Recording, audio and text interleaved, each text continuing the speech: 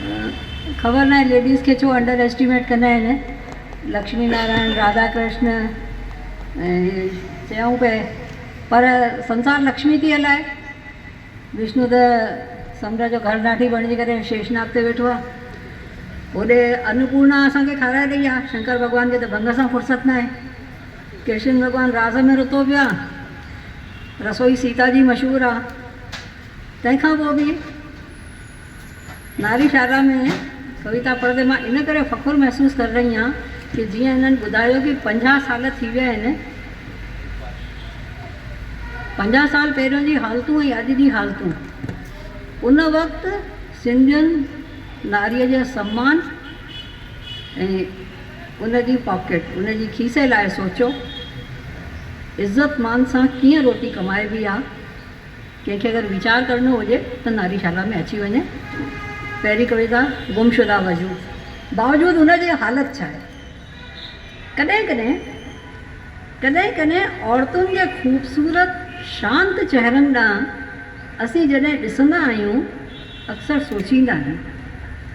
कॾहिं कॾहिं औरतुनि जे ख़ूबसूरत शांत चहिरनि ॾांहुं असीं जॾहिं ॾिसंदा आहियूं अक्सर सोचींदा आहियूं, छा औरतुनि खे मिलंदी आहे हुननि जी मनपसंदि ज़िंदगी? छा औरतुनि खे मिलंदी आहे मनपसंदि ज़िंदगी? औरत जीअं जीअणु चाहींदी आहे, औरत जीअं जीअणु चाहींदी आहे, पर जीअं जीअंदी आहे उन फ़र्क़ जे बारे में घणे भाङे चुप रहंदा आहिनि सभु। उन फ़र्क़ जे बारे में घणे भाङे चुप रहंदा आहिनि सभु। छा मुमकिन आहे औरत खे मिली वञे हुन जे हक़ जी मनपसंदि ज़िंदगी? छा मुमकिन आहे औरत खे मिली वञे हुन जे हक़ जी मनपसंदि ज़िंदगी? शायदि न। अक्सर औरतुनि जी ज़िंदगी पंहिंजे लाइ थींदी ई न आहे। अक्सर औरतुनि जी ज़िंदगी पंहिंजे लाइ थींदी ई न आहे।